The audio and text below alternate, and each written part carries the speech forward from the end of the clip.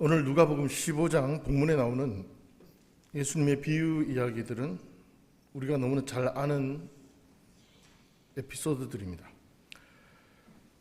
본문에는 두 가지 비유만 나옵니다. 잃어버린 양 한 마리의 비유와 잃어버린 드라크마의 비유.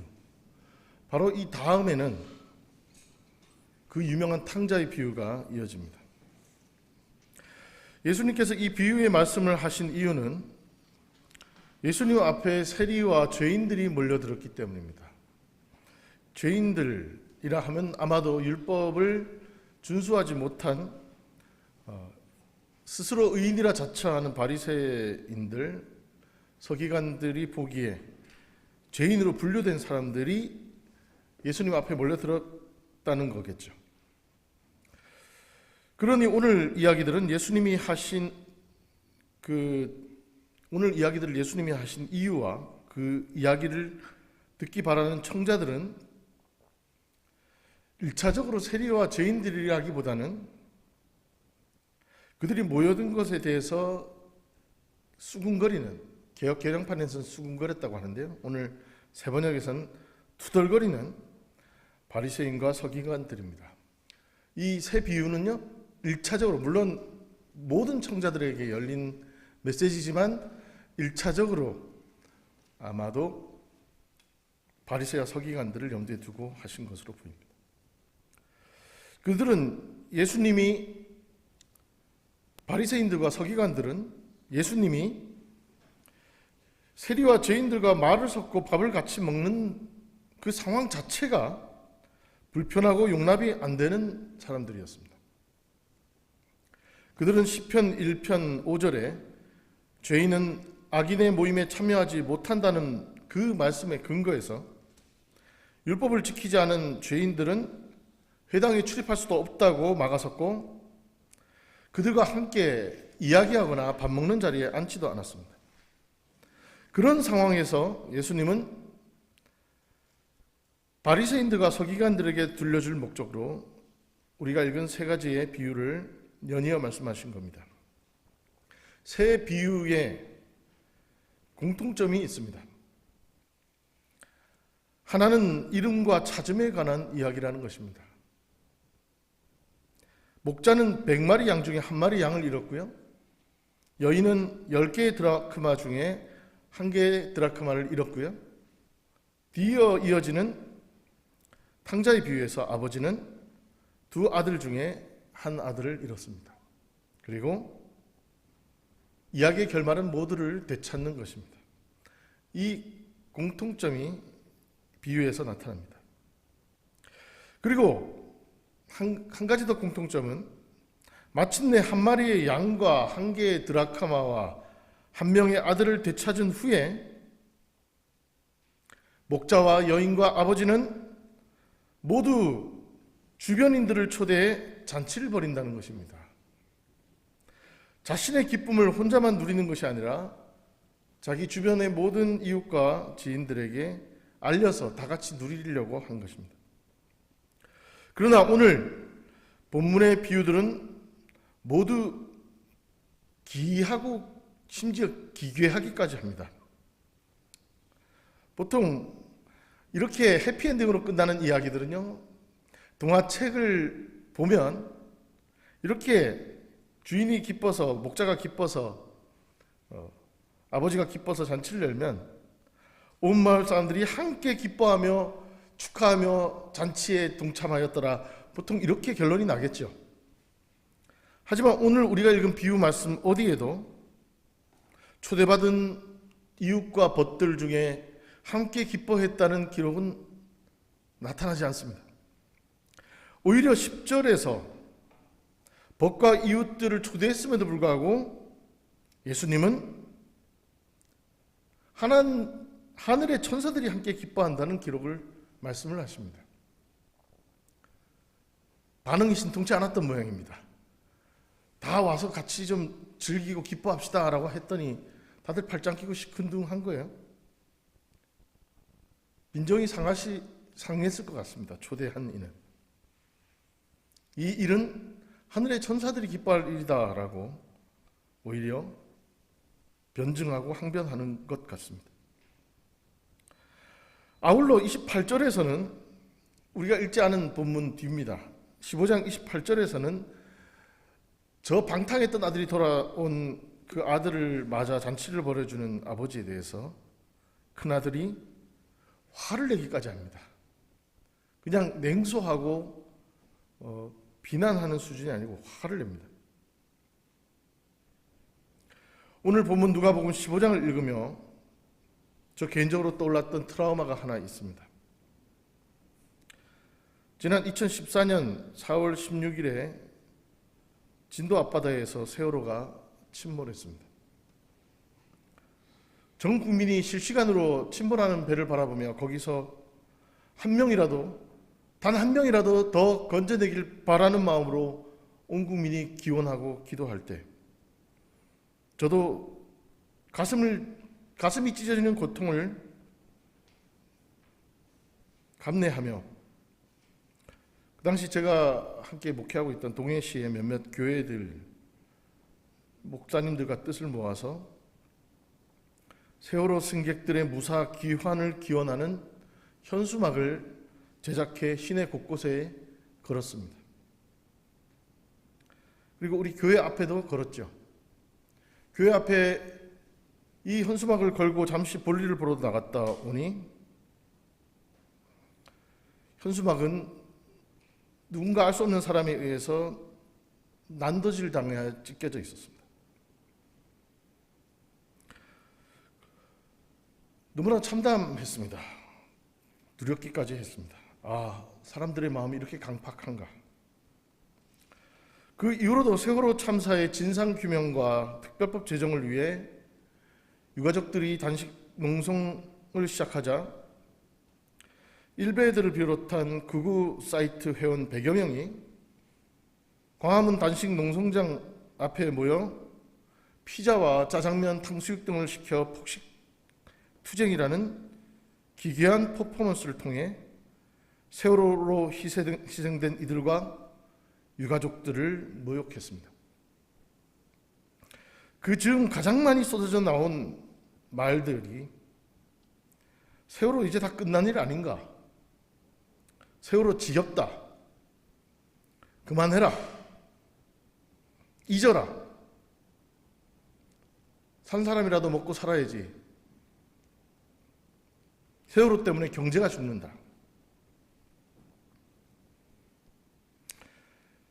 제게 가장 충격적인 것은 이런 말을 하는 사람들의 대열 속에 소위 크리스찬이라는 사람들이 다수가 섞여 있었다는 겁니다.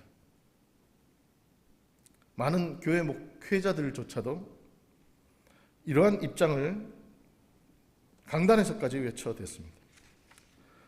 주변 사람들은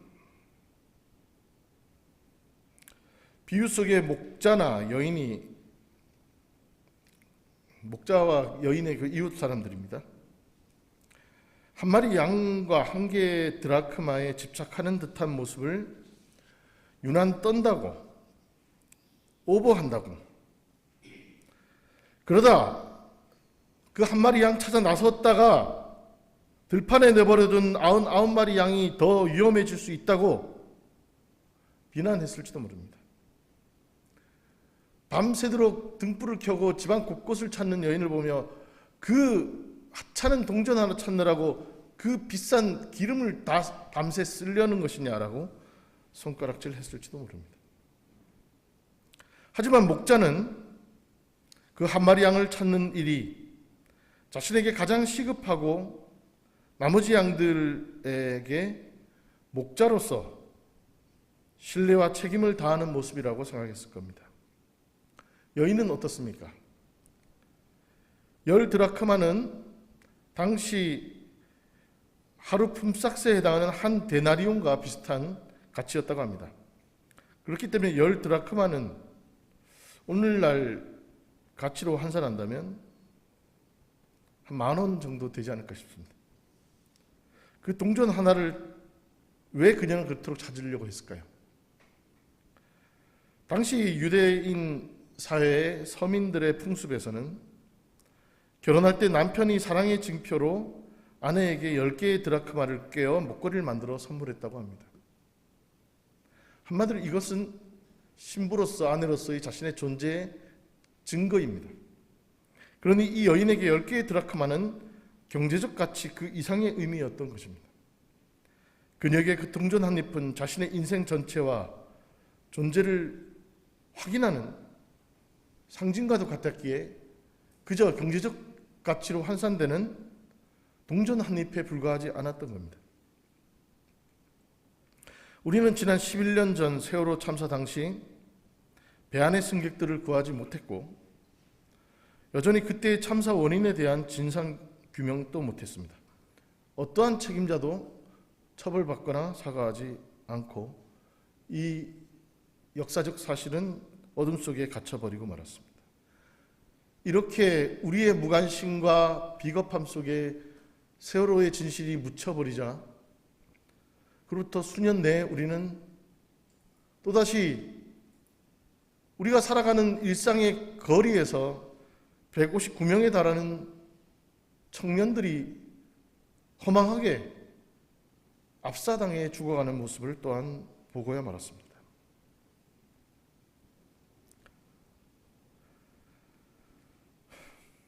진실을 위해서, 진실을 알기 위해서 고군분투하는 그 노력들을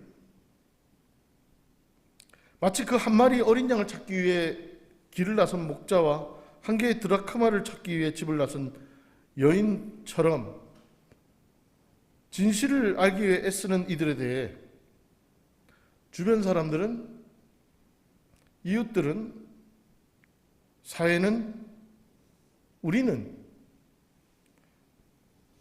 무관심과 냉소적인 시선만을 보내고 말았습니다. 교회가 이리도 많은데 이렇게 잃어버린 한 마리 양, 우리의 무관심 속에 죽어간 생명들에 대한 관심을 보이는 신앙인들의 목소리는 너무나도 작았습니다. 한 마리의 양을 찾고 한 개의 드라크마를 찾고 한 명의 아들을 찾은 목자와 여인과 아버지는 마침내 잃었던 양과 동전을, 아들을 찾았을 때 그보다 더 큰 경제적 부담을 감수해야 하는 잔치를 벌입니다.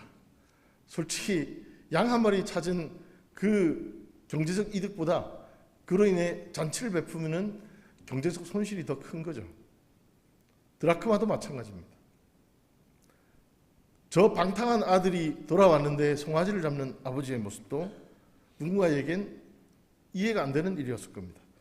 보통 저희 고향 같은 강원도 향촌 지역에서는 자식이 행정고시나 사법고시를 붙으면 온 동네 사람들을 모아서 잔치를 벌이는 모습을 종종 보곤 했습니다.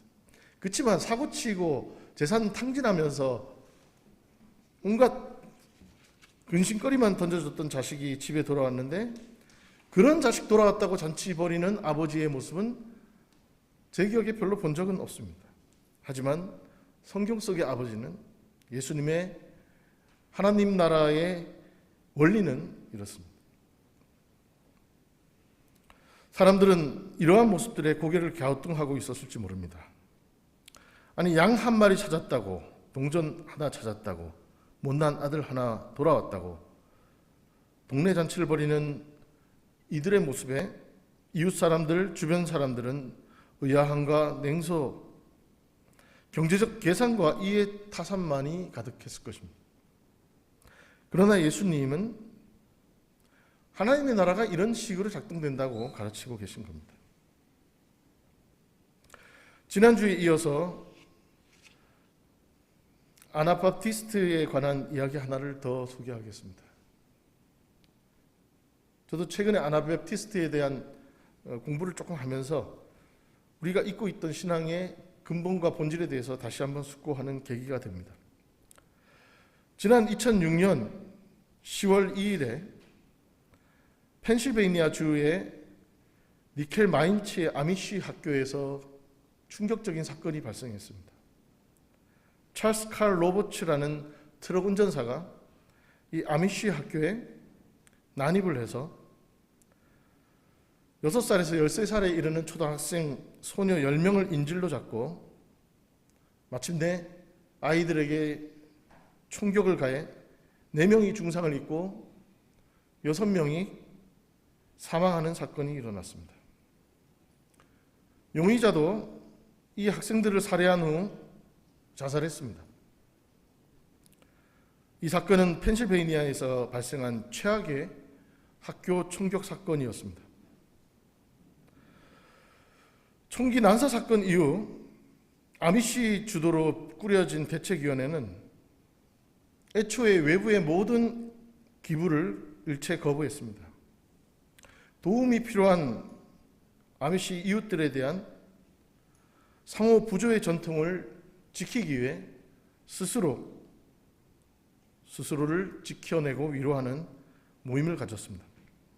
하지만 대책위는 며칠 후에 외부인들에게 기부하는 위로와 축복을 빼앗지 않고자 기부를 받아들이기로 입장을 바꿨습니다.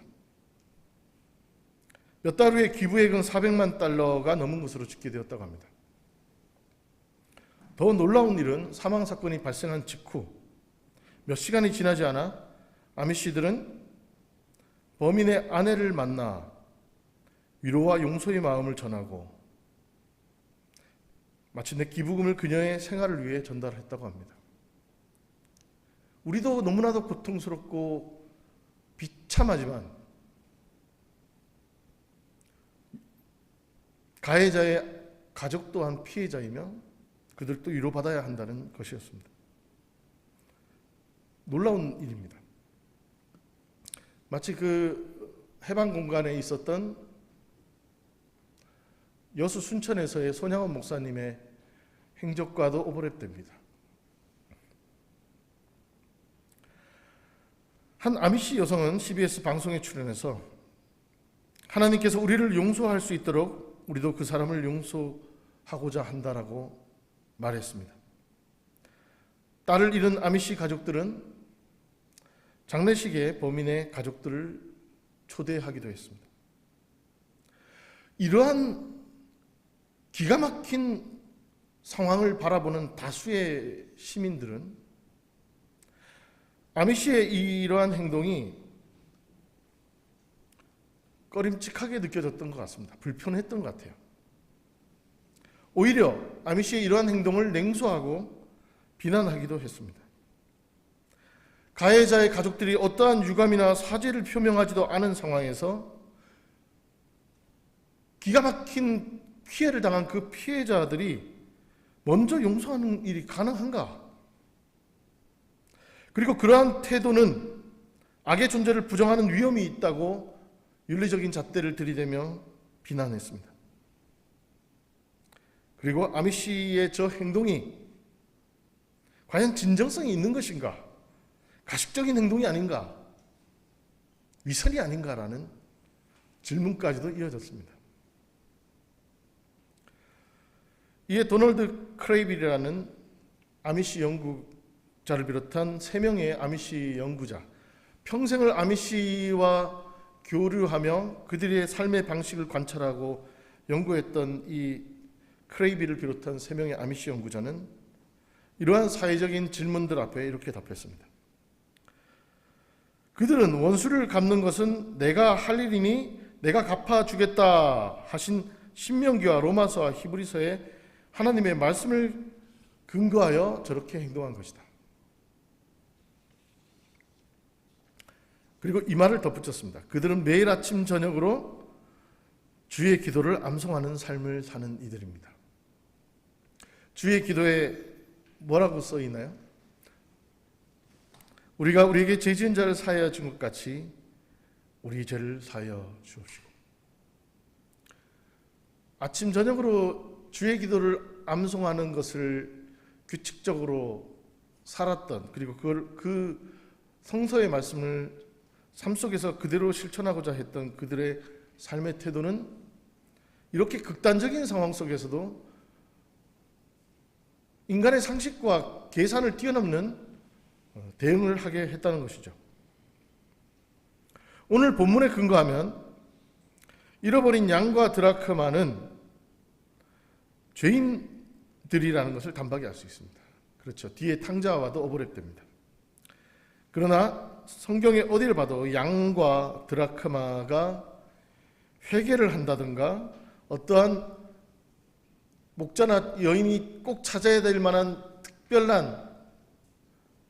특출한 가치가 있거나 그런 것이 아님을 알 수 있습니다. 양과 드라크마가 어떠한 회개나 자신의 가치의 본질적 변화가 없이 목자와 여인, 즉 하나님은 잃어버린 죄인을 찾아 나선다. 목자와 여인의 행동은 세상의 눈으로 보기에 정상적인 모습은 아닙니다.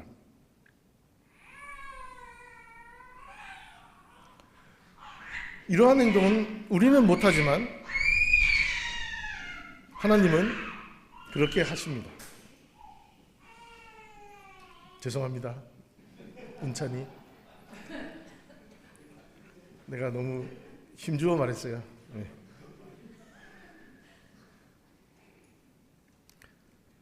우리는 못하지만 하나님은 그렇게 하십니다.